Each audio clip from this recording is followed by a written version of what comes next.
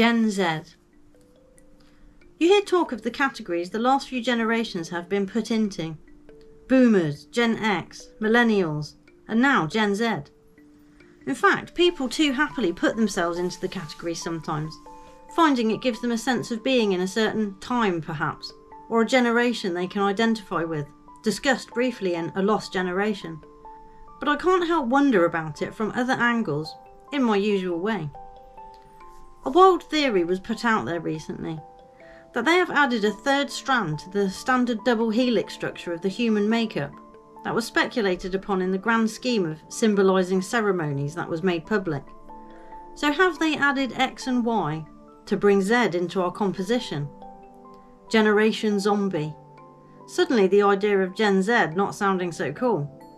And maybe it isn't the zombie apocalypse we thought it would be, where they become the real undead and want for brains, although ironically that does still kind of fit.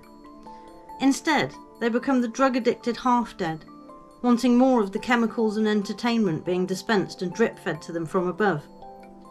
Or perhaps it is the other original meaning, a will-less and speechless human, as is said in voodoo folklore and fictional works.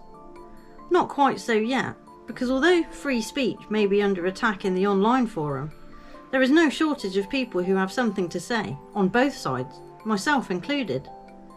And for now, technology permits us to be able to share, save, and reproduce those words, thoughts and ideas on various mediums almost instantaneously. But are we really talking from a place of free speech anyway? There are those who say we lack free will already. So whose words and ideas are we talking here? Have they been planted within us through various forms? My articles, films, real life twisted or just fantasy, and planting the seeds look at that a bit, and I have also written a few on the zombie topic before. The zombie thing, zombies perhaps, and not quite in control, if you are interested in further ones on that. But it does seem that something is changing, with people, society, and what we know as being human. Changing into what exactly touched upon it. But as it continues and they talk of putting chips in our brains, assisted suicide, a virtual metaverse, smart cities, and various other changes to what we are and how we live, it's no wonder many people aren't happy. Because those things do not ultimately benefit the masses, and is not meant for the betterment of the little people. It's for the entrapment and containment of them, in the most efficient and hassle-free way, for them.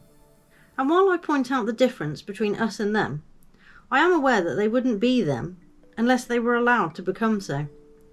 We know certain things are bad and line corporations' pockets, but we do it anyway. We eat the sugar-laden foods, we drink the fizzy pop, we take the medications, like good little Eloy. Because while the book The Time Machine looked at the far future and how things had become split between Morlocks and the Eloi, who were just being bred and fed for the ultimate purpose of being food, I realised maybe that's where we are now, and it's not in the future at all. That's where the story tricked us.